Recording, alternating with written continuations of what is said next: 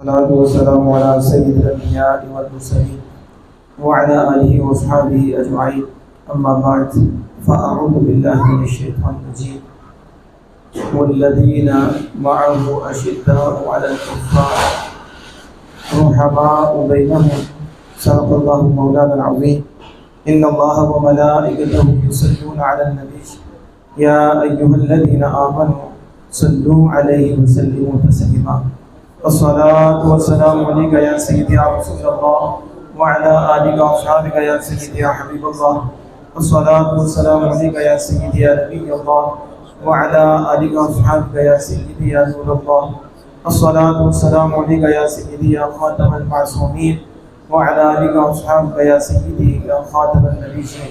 خالق کائنات مالک کائنات جل جلالہ کے فضل و کرم اور اس کی توفیق سے جامع مسجد چٹھی میں صاحبزادہ قاری نصیر احمد چشتی ویسی صاحب کی نگرانی میں داماد مصطفیٰ سیدنا عثمان غنی ذی النورین رضی اللہ تعالی عنہ کے شہادت کی دن کی مناسبت سے آپ کے فضائل و مناقب پر مشتمل محفل کا انعقاد کیا گیا. خالق کائنات سے دعا ہے کہ اپنے محبوب کریم صلی اللہ علیہ وسلم کے صدقہ سے جس نے اس محفل میں کوشش کی اور جتنے حضرات یہاں موجود ہیں اور جو آگے اس کو سنیں گے سماعت فرمائیں گے، خالق کائنات دونوں جہاں کی خوشیاں عطا فرمائے اور دونوں جہاں کی ساتھ ہیں نصیب فرمائے. وہ خوش قسمت لوگ ہوتے ہیں جنہیں خوش قسمت لوگوں کے ذکر سننے کی توفیق حاصل ہوتی ہے. خوش قسمت وہ لوگ ہوتے ہیں جو خوش قسمت لوگوں کا ذکر سن کے ٹھہرتے ہیں، ان کے چہرے چمکتے ہیں، سینے میں ٹھنڈک پڑتی ہے. بدبخت ہیں وہ لوگ جو خوش قسمت لوگوں کا ذکر سن کے روتے ہیں، جن کے اندر بھی کالے ہیں اور چہرے بھی ذکر سن کے کالے ہو جاتے ہیں. اور میں کہتا ہوتا ہوں کہ چہرے بھی کالے ہیں، اندر لگے تالے ہیں. ظاہر ہے جنہیں صحابہ کے نام سے تکلیف ہوتی ہے تو وہ اندر کا کالا ہے، جب صحابہ کا ذکر ہوتا ہے تو منہ بھی کالا ہو جاتا ہے. واحد ایک جماعت ہے پوری دنیا میں، آپ تحقیق کر کے دیکھ لیں، جب اصحاب رسول کا ذکر آتا ہے تو اس جماعت کا چہرہ چمک جاتا ہے، جب آل رسول کا ذکر آتا ہے تو اس جماعت کا چہرہ چمک جاتا ہے، جب امہات المؤمنین کا ذکر آتا ہے تو ان کا چہرہ چمک جاتا ہے. وہ تو ہستیاں تو بڑی اونچی ہیں، جب داتا صاحب کا ذکر آتا ہے تو چہرہ چمک جاتا ہے، جب خواجہ صاحب کا آتا ہے تو چہرہ چمک جاتا ہے، جب غوث جلی کا ذکر آتا ہے، امام اعظم کا ذکر آتا ہے، چہرہ چمک جاتا ہے. ہم کہتے ہیں یہ بھی ہستیاں بڑی اونچی ہیں، جو ان سے منسوب چیز کا ذکر ہوتا ہے سنی کا چہرہ وہ بھی سن کر چمک جاتا ہے اور دل ڈر جاتا ہے. اصل یہی دولت ہے جو آپ کو یہاں بھی بچا کے رکھے گی، یہی دولت ہے جو قبر میں بھی آپ کی بچت کا ذریعہ بنے گی، جو حشر میں بھی آپ کی بہتری کا ذریعہ بنے گی. اگر یہ دولت نہیں ہے تو پھر نماز اس کی کوئی اسے فائدہ نہیں دے گی، پھر نماز نہیں بچا سکے گی. جہاں بغض آل ہو، بغض اصحاب ہو، وہاں نماز کیسے قبول ہوتی ہے؟ نماز کی قبولیت کے لیے اصحاب رسول سے بھی محبت ضروری ہے، آل رسول سے بھی محبت ضروری ہے، اور ان کی ہر نسبت سے محبت ضروری ہے. اور ہم یہاں بیٹھ کر اس چیز کا بھی اظہار کر رہے ہیں کہ سیدنا عثمان غنی ذی النورین جو خلیفہ سوم ہیں اور داماد مصطفیٰ ہیں صلی اللہ علیہ وسلم اور جامع القرآن ہیں اور کامل الحیا ہیں، وہ ہمارے بزرگ ہیں، وہ ہمارے محسن ہیں. تو جن کے محسن ہوتے ہیں وہی اپنی محسنوں کو یاد رکھتے ہیں. تو میرے آقا صلی اللہ علیہ وسلم نے فرما دیا کہ اپنے فوج شدگان کو یاد کرو اور ان کی خوبیوں کو یاد کرو. تو وہ ہمارے ہیں تو ہم یاد کر رہے ہیں نا. تو جن کے نہیں ان کے گھر تو صفحہ ماتم بچھی ہے، صرف آج کے دن نہیں بچھی، وہ تو بچھی رہتی ہے. جب کسی یار کا ذکر ہوتا ہے ادھر آگ لگ جاتی ہے اور ادھر ٹھنڈک بڑھ جاتی ہے. تو اس لیے ایسے دنوں پہ بطور خاص ذکر کیا کریں، اپنی اولاد کو بھی بتائیں، اپنے ریلیٹیو کو بھی بتائیں کہ آج کے دن کیا ہوا تھا اور کون سی ہستی، اس کا کردار کیا تھا، وہ کیسی شخصیت تھی، ان کے شب و روز کیسے گزرے، ان کا اللہ اس کے رسول کے ساتھ کیا تعلق تھا کہ صدیاں بیت گئی ہیں، ان کا ہر گھڑی ہر لمحہ ذکر ہوتا ہے، اور بطور خاص جب وہ دن آتا ہے تو پھر اس دن ان کو خراج عقیدت بھی پیش کیا جاتا ہے، اور اس دن ان کو مزید سراہا جاتا ہے، اور پھر یہ سارے ثواب کے تحفے بھی انہیں پیش کیے جاتے ہیں۔ میں بارے دیگر مبارکباد بھی دیتا ہوں اور دعا بھی دیتا ہوں کہ جنہوں نے یہ کوشش کی، بالخصوص قاری نصیر احمد چشتی ویسی صاحب، اللہ پاک سب کو جزائے خیر عطا فرمائے، بڑوں کا سایہ تاجر دائم و قائم فرمائے، ہمیں علماء اور مشائخ ادب اور احترام نصیب فرمائے، غیبتوں چغلیوں اور یہ اندر کے کیڑوں سے مالک ہماری حفاظت فرمائے، اور ہمارا دل اپنے نور سے روشن اور منور فرمائے۔ میں مختصر سے وقت میں حضرت سیدنا عثمان غنی ذو النورین رضی اللہ تعالی عنہ کی شان کے حوالے سے آپ کے سامنے کچھ گزار کروں گا، توجہ سے آپ سماعت فرمائیں۔ جو میں نے آیت کریمہ پڑھی اس میں اللہ جل وعلا نے حضور کے ہر شعار کی شان بیان فرمائی ہے، اور نبی اکرم صلی اللہ علیہ وسلم کے ہر وفادار کی عظمت کا ذکر فرمایا ہے، اور جس کا ذکر خالق کائنات فرما دے اس سے بڑھ کر کیا ہے۔ فرمایا محمد صلی اللہ علیہ وسلم اللہ کے رسول ہیں، اور جو ان کے ساتھ ہیں اشداء علی الکفار، وہ کافروں پہ سخت ہیں، کافروں کے لیے نرم نہیں، رحماء بینہم، آپس میں نرم دل ہیں، رحماء بینہم۔ فرمایا جو میرے محبوب کے یار ہیں وہ کافروں پہ سخت ہیں، کافروں کے لیے نرم نہیں ہیں، لیکن آپس میں نرم دل ہیں۔ پتہ چلا دل جو ہے، جو ان کی طبیعت ہے، اس میں صرف نفرت نہیں بلکہ نفرت اللہ اس کے رسول کی وجہ سے ہے، اور پیار بھی اللہ اس کے رسول کی وجہ سے ہے۔ اس کی مہر خالق کائنات نے لگائی ہے، اور یوں فرمایا کہ کافروں میں سخت ہے، کیوں؟ کیونکہ وہ میرے ہیں، میرے یار کو ماننے والے ہیں، تو جو مجھے اور میرے یار کو مانے گا، کافر کی محبت اس کے دل میں نہیں آئے گی، کافر کے حوالے سے اس کے دل میں نرمی نہیں، اس کے دل میں سختی ہوگی، اور میرے پیاروں کے حوالے سے اس کے دل میں پیار کے ڈیرے ہوں گے، وہ جانے بھی نچھاور کر دیں گے، وہ تو بھوکے بھی برداشت کر دیں گے، بھائی کو ترجیح دے دیں گے، لیکن جب میرا اور میرے محبوب کا دشمن سامنے آ جائے پھر وہ اسے نہیں دیکھیں گے، وہ ہمیں دیکھتے ہوئے سنہری کردار کو ادا کریں گے۔ اب ان میں سیدنا عثمان غنی ذو النورین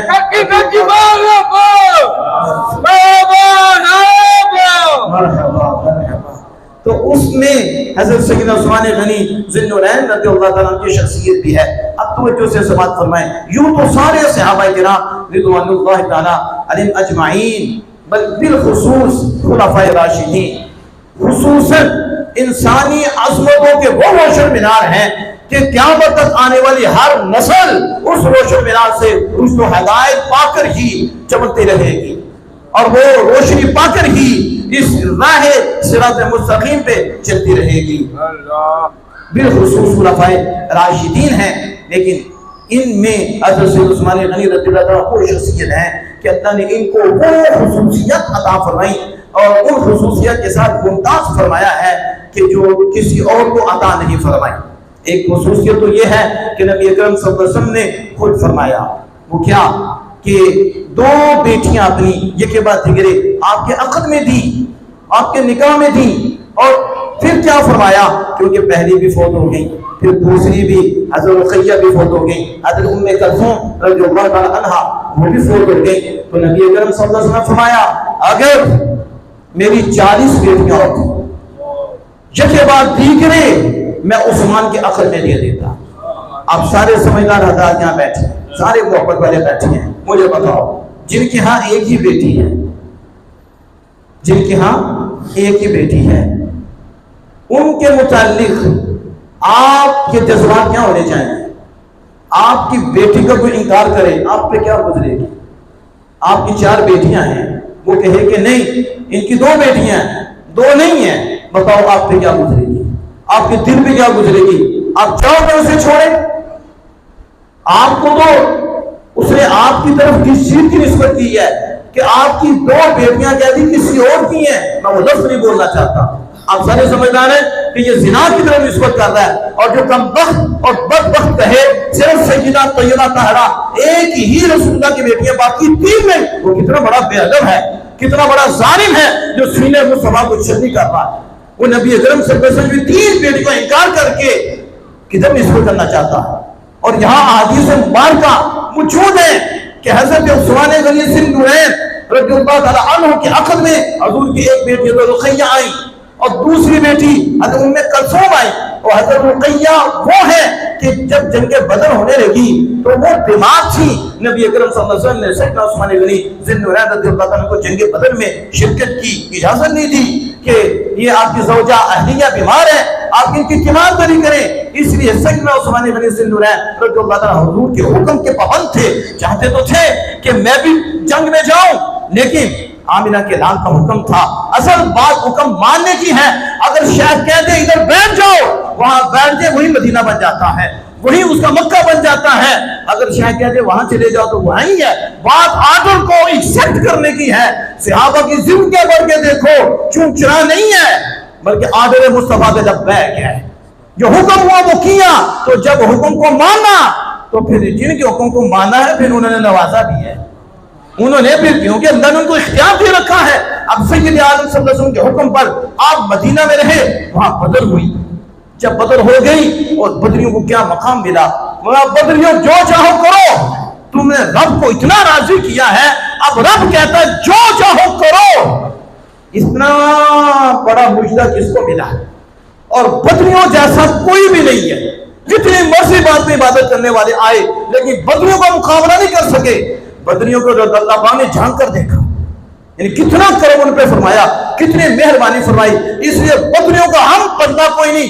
اس سے بھی پتہ چلا جو لوگ کہتے ہیں نمبر نہیں دینا چاہیے کہ سیدنا صدیق اکبر پہلے نمبر پہ، فاروق اعظم پہلے نمبر پہ، ہم کہیں گے تو علم کا یتیم ہے، تم نے علم پڑھا ہی نہیں، تمہیں دین کی ہوا ہی نہیں لگی، تمہیں شریعت کی ہوا ہی نہیں لگی۔ کمینے نمبر تو رب نے دیے ہیں، ہر نبی کو بھی برابر نہیں رکھا، آمینہ کے لاؤ کو سب سے اونچا رکھا ہے، یہ اللہ نے نمبر دیے ہیں، اور کتابیں ہمارے سامنے ہیں۔ اللہ کا کلام ایک ہے لیکن قرآن افضل کلام ہے، حالانکہ سارا کلام رب کا ہے لیکن اس میں بھی درجہ بندی ہے، اسی طرح نبیوں میں بھی درجہ بندی ہے، اور اسی طرح آگے جا کر صحابہ میں بھی درجہ بندی ہے۔ اور اللہ نے خود فیصلہ فرما دیا کہ جو فتح مکہ سے پہلے ایمان لائے تھے، جنہوں نے فتح مکہ سے پہلے اللہ کی راہ میں خرچ کیا، جہاد کیا، فتح مکہ کے بعد ایمان لانے والے ان کے برابر نہیں ہو سکتے، وہ پہلے نمبر بھی ہیں، وہ دوسرے نمبر بھی ہیں۔ اب بدریوں کے مقابل کوئی نہیں ہو سکتا، بدری افضل ہیں، تو یہ نمبر تو رب نے لگایا ہے، اور نمبر تو آمینہ کے نان نے لگائے ہیں، ہم نے تو ان کو ماننا ہے۔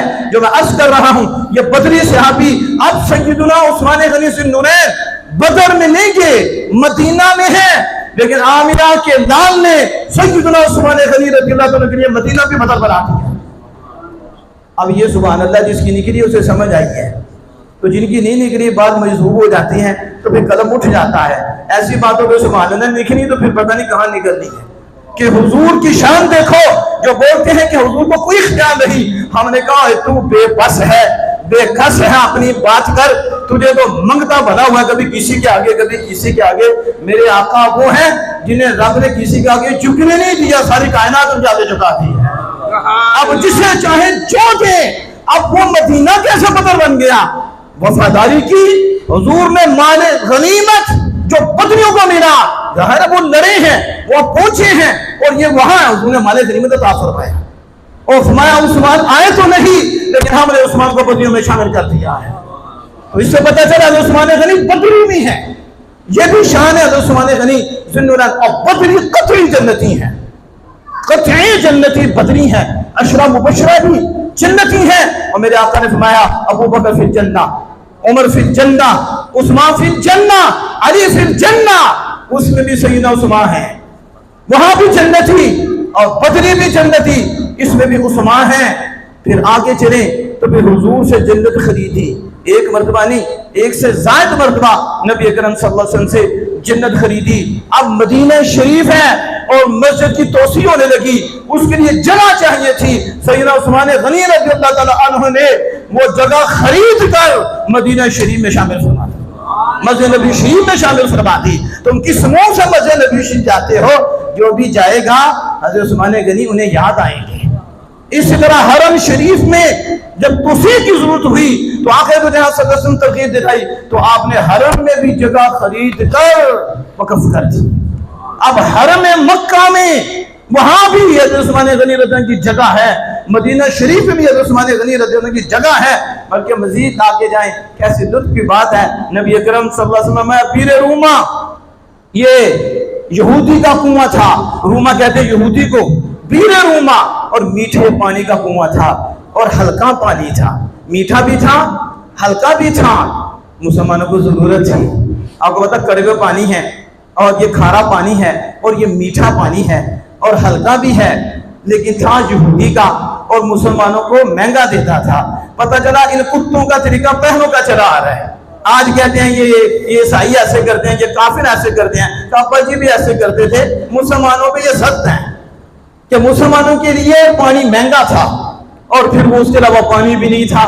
تو نبی اکرم صلی اللہ علیہ وسلم جب ترغیب دلائی کہ کون ہے جو بیر روما خریدے, تو اس کے بدلے اس سے بہتر جنت ہے, مجھ سے سودا کر لے, میں اسے حوض کوثر دیتا ہوں. جو بیر روما خریدے تو سیدنا عثمان غنی رضی اللہ تعالیٰ عنہ نے 35,000 درہم دے کر بیر روما کو خرید لیا. کتنے درہم؟ اور درہم کوئی کاغذ کا تو نہیں, چاندی کا درہم ہے. تو آپ اندازہ لگائیں اس وقت چاندی اور پھر درہم, پوچھیں کتنے مسقال کا, کتنے اس کے تولے بنتے ہیں, ایک مسقال کتنا بنتا ہے, تو درہم کتنا ہوتا ہے. 20 درہم پہ آپ جو ہے 200 درہم پہ نصاب پورا ہو جائے تو آپ پہ زکوٰۃ لازم ہوتی ہے, چاندی کا ہے. اور وہ 35,000 کتنے, آج ضرب دے کے دیکھو کتنا بنتا ہے. اتنے ہزار دے کر حضور کی بارگاہ میں حاضر ہوئے, بیر روما خرید لیا. کہا میں آپ کے آگے بیچتا ہوں, آپ کے آگے بیچتا ہوں. حضور فرماتے ہیں ہم نے خرید لیا, ہم نے اس کے بدلے جنت دے دی. پتا چلا ایسے نہیں کہا مالک کونین ہے کو پاس رکھتے کچھ نہیں. اسے میں جہاں لفظ کہا تھا میں تو مالک ہی کہوں گا کہ ہو مالک حبیب, یعنی محبوب اور محب میں نہیں میرا تیرا, ہر شے دست مصطفیٰ میں ہے. یہ جنت کا سودا ہو رہا ہے, یہ کچھ زمین کا نہیں ہو رہا. یہاں تو یہ بھی مسئلہ ہے, وہ اس کے مالک نہیں, وہ اس کے مالک نہیں. ہم نے کہا مالک تو ہم بھی ہیں, مالک تو ہم بھی ہیں, یہ چیزوں کا میں ہی مالک ہوں, اللہ نے مجھے بھی بنایا ہے. پتہ نہیں تم کیسے کمینے لوگ ہو, اپنے لیے مالک بن جاؤ تو شرک کوئی نہیں ہوتا, آمینہ کے لال کو مالک مانو تو شرک ہو جاتا ہے. پتہ چلا ایمان سے فارغ ہے. اگر ایمان ہوتا تو یہ لفظ ہی نہ بولتے, اگر کروڑ بندے مالک ہی ہیں لیکن مجازی ہیں, حقیقی نہیں. تو اللہ پاک نے مالک بنایا ہے, حقیقت میں خود ہے, باقیوں کو بنایا ہے, جتنا چاہا بنایا, لیکن آمینہ کے لال کو ہر شے کا مالک و مختار بنا دیا ہے. اس لیے یہ دنیا کی بات نہیں, جنت کی بات ہے. اور حضور بیچ رہے ہیں اور عثمان غنی ذی النورین خرید رہے ہیں. کیا؟ جنت, حوض کوثر. اس لیے مفتی احمد جان نعیمی فرماتی ہیں اب جنت کے مالک عثمان ہے, یعنی حوض کوثر کے مالک حضرت عثمان ہے. اب اس سے پانی اسی کو ملے گا جسے سیدنا عثمان غنی سے پیار ہوگا, کیونکہ یہ تو آپ کی ملکیت میں ہے. آپ نے اس دنیا میں رہ کے حوض کوثر کو خرید لیا ہے. اس کنویں کا نام پہلے روما تھا تو بعد میں بیر عثمان ہو گیا. کیا ہوا؟ بیر کہتے ہیں کنویں کو عربی میں, تو بیر عثمان حضرت عثمان کا کنواں, یا بیر جنت بھی اس کو کہتے ہیں. کیا کہتے ہیں؟ جنت کا کنواں. میں یہاں چلتے ہوئے آپ سے کچھ سوال کر لوں تو آپ کوئی جواب دیں نا, یا کچھ ذہن میں تو رکھے نا. یہ کہتے ہیں غیر اللہ کا نام آ گیا, تو میں نے کہا جو بھی جاتا ہمارے ادھر اس کی کوشش ہوتی ہے کہ مجھے بیر عثمان نظر آ جائے. کہتے ہیں کہ نہیں, بیر عثمان نظر آئے اور میں بیر عثمان سے پانی پیوں, حضرت عثمان کے کنویں سے پانی پیوں. اب پوچھو بیر ہے تو اس بیر پہ حضرت عثمان کا نام آ گیا ہے, ہوا تو اللہ کے لیے وقت تھا, حضرت عثمان کا نام آ گیا تو کیا غیر اللہ کا نام آ کے کنواں حرام ہو گیا؟ یہ تو پہلے روما کا تھا, جب خریدا تو بیر عثمان ہو گیا, جب خریدا تو بیر جنت ہو گیا. پتہ چلا نام آنے سے حرام نہیں ہوتا, یہ ایک تعین ہوتا ہے, اور یہ مقصود یہ ہوتا ہے کہ یہ ان کی طرف سے ہے, اب انہیں ثواب ملتا رہے گا. یہ تعارف کے لیے ہوتا ہے, ایک تعین کے لیے ہوتا ہے, نہ کہ نعوذ باللہ من ذالک کہ کسی چیز پہ غیر کا نام آ جائے تو وہ حرام ہو جاتی ہے. جو ایسی بات کرتے ہیں وہ حرام سے باہر نکل ہی نہیں سکتے، کیونکہ ہر ایک پر غیر کی چیز کا نام آتا ہے اور پھر وہ خیر ہو جاتی ہے۔ اصل یہ مسئلہ نہیں ہے، مسئلہ یہ ہے ذبح کے بعد غیر اللہ کا نام آ جائے تو چیز حرام ہو جاتی ہے، وگرنہ چیز حرام نہیں ہوتی، وہ تعین ہوتا ہے، کہیں تملیک ہوتی ہے، یہ میری ہے، یہ آپ کی ہے، ملکیت کے لیے اسے واضح کیا جاتا ہے، کہیں تخصیص آ جاتی ہے، کہیں تعارف ہوتا ہے، اسے کہیں تعبد اور عبادت کے لیے نسبت کی جاتی ہے، یہ میری طرف سے عبادت ہے، یہ میری طرف سے عبادت ہے، اس طرح کے یہ سلسلے ہوتے ہیں۔ تو میں نے یہ اس لیے بات کی کہ آپ کے ذہن میں ہونی چاہیے۔ بیر ام سعد تو آپ کو یاد ہے، وہ حدیث سنتے رہتے ہیں کہ یہ ام سعد کا کنواں ہے جو وقف کیا تھا اپنی والدہ کے احسان ثواب کے لیے، اور یہ بیر عثمان ہے جو حضرت عثمان نے جنت خرید کر مسلمانوں کے لیے وقف کیا تھا۔ اس سے یہ بھی پتہ چلا جو وقفی چیز ہوتی ہے وہ خود بھی استعمال کر سکتے ہیں، یہ مسجد وقف کر دیتے ہیں، نماز آگے پڑھتے ہیں، اس طرح اگر پانی سے بھی لگا دیتے ہیں خود بھی پی سکتے ہیں، لیکن یہ مسئلہ نہیں کہ وہ مالک بن گیا ہے، اب ملکیت سے نکل گئی ہے لیکن پی سکتا ہے کیونکہ وقف کیا ہوا ہے۔ تو میں جو عرض کر رہا تھا سیدنا عثمان غنی ذی النورین رضی اللہ عنہ کے حوالے سے، اب جیش اسرا ہے، کتنی سختی کا یہ غزوہ تھا جس میں مسلمان تنگ دست تھے اور گرمی بھی بڑی سخت تھی، غزوہ تبوک ہے۔ تو حضرت سیدنا عثمان غنی رضی اللہ عنہ موجود تھے، تو آقا دو جہاں صلی اللہ علیہ وسلم نے اس وقت ترغیب دلائی کہ چندہ دیں، چندہ دینے کی بعض لوگ کہتے ہیں حضور نے چندہ مانگا، جملہ بدلنا چاہیے، بات دیکھنی چاہیے کس کی ہے، پتہ نہیں کیسے کیسے خطیب بن بیٹھے ہیں اور سکالر بن گئے ہیں، ان کمینوں کو پتہ بھی نہیں کہ کس ذات کی بات ہے، تو اب انداز کیا ہونا چاہیے۔ حضور نے چندہ مانگا، ہمارے ہاں چندہ مانگنے کا ایک انداز اور ہوتا ہے، تو ہم کہتے ہیں حضور نے چندہ دینے کی ترغیب دلائی، اللہ کی راہ میں خرچ کرنے کی ترغیب دلائی، اور یہ دعوت دینا یہ بہت کچھ دیتی ہے، کیونکہ یہ سنت مصطفیٰ ہے کہ نیکی کے لیے چندہ کرنا، اچھے کام کے لیے چندہ، مسجد مدرسہ دیگر جگہوں کے لیے دعوت دینا کہ اللہ کی راہ میں خرچ کرو، اللہ تمہیں عطا فرمائے گا، یہ تو سنت مصطفیٰ ہے۔ آپ نے جب ترغیب دلائی تو حضرت عثمان غنی رضی اللہ عنہ کھڑے ہو گئے اور عرض کی کہ میں 100 اونٹ ماہ سامان کے دوں گا اللہ کی راہ میں۔ آپ نے پھر ترغیب دلائی، پھر حضرت عثمان کھڑے ہو گئے، کہا 200 اونٹ ماہ سامان اس کی کلاب اس کے ساتھ دوں گا۔ آپ نے پھر ترغیب دلائی تو انہوں نے کہا 300 اونٹ ماہ سامان کے دوں گا۔ اب 100 200 300 ہو گئے، پھر 300 600 اونٹ ماہ سامان کے دوں گا۔ اب جب دینے کا وقت آیا تو سیدنا عثمان غنی ذی النورین رضی اللہ تعالیٰ 900 نہیں 950 اونٹ ماہ سامان اور 50 گھوڑے پورے 1000 کر کے آمنہ کے لال کے ہاں عطا فرما دیے، اور 1000 اشرفیاں، پھر اس کے بعد 10,000 اشرفیاں جنگ تبوک میں آپ نے عطا فرمائی۔ یہاں ذرا آپ توجہ فرمائیں کہ اس سے یہ بھی پتہ چلتا ہے کہ جب ضرورت ہو، جب جس چیز کی ضرورت ہو وہ خرچ کرے تو اللہ پاک اسے بہت دیتا ہے، اسے بہت نوازتا ہے۔ اس وقت مال کی ضرورت تھی تو سیدنا عثمان غنی رضی اللہ تعالیٰ نے اعلان جو کیا اس سے بڑھ کر اللہ کی راہ میں خرچ کیا، اور انداز کیا تھا، وہ جو اشرفیاں تھی وہ لے کر حضور صلی اللہ علیہ وسلم کی بارگاہ میں حاضر ہوئے اور آپ کے دامن میں رکھ دی۔ جب آپ کے دامن میں رکھی تو میرے آقا دو جہاں سے اتنے خوش ہوئے کہ آپ اسے اٹھاتے، نیچے رکھتے، الٹ پلٹ کرتے، اور پھر حضور نے اس وقت فرمایا، اس کا مفہوم ہے عثمان تجھ پر کچھ نہیں جو تو کرے، عثمان آج کے بعد جو تو کرے تمہیں کوئی ضرر نہیں دے سکتا، عثمان آج کے بعد جو تو کرے تیرا مواخذہ نہیں ہوگا۔ اتنے حضور خوش ہوئے کہ میرے عثمان نے اتنا خرچ کیا، اعلان 600 کا، دینے پہ آئے تو 1000، پھر اشرفیاں بھی اشرفیاں میری بارگاہ میں پیش کر رہے ہیں اور ضرورت بھی ہے۔ آقا اتنے خوش ہوئے تو انعام کتنا بڑا ہے، فرمایا عثمان آج کے بعد جو کرے تمہیں نقصان نہیں دے سکتا۔ حکیم الامت مفتی احمد جانا نعیمی رحمۃ اللہ بڑی خوبصورت انداز میں اس کی وضاحت کرتے ہوئے فرماتے ہیں اس کا یہ مطلب نہیں کہ نبی اکرم صلی اللہ علیہ وسلم نے گناہ کی اجازت دے دی کہ عثمان تم جو گناہ کرو تمہارا مواخذہ نہیں ہوگا، تمہاری گرفت نہیں ہوگی، نہیں، کہا یوں سمجھو کہ پرندہ ہے اور پرندے کے پر کاٹ کر اسے پھینکا جائے اور پھر اسے کہا جائے اڑ، تو پرندہ کیسے اڑے گا جبکہ آپ نے بازو کاٹ کے رکھ دی ہیں۔ یوں ہی جب سیدنا عثمان غنی ذی النورین رضی اللہ تعالیٰ نے اتنا مال خرچ کیا، حضور اتنے خوش ہوئے کہ حضور نے آپ کے دل اقدس پہ ہاتھ رکھا اور ہاتھ رکھ کے دل کو کلیئر کر دیا اور کلیئر کر کے فرمایا جا عثمان جو بھی کرنا کر، تو کر ہی نہیں سکتا۔ یہ پتہ چلا کہ جب ضرورت ہو جس چیز کی وہ خرچ کرو تو پھر آمنہ کے نال کتنے خوش ہوتی ہیں۔ رسول اللہ کتنے راضی ہوتے ہیں اور کتنا انعام عطا فرماتے ہیں.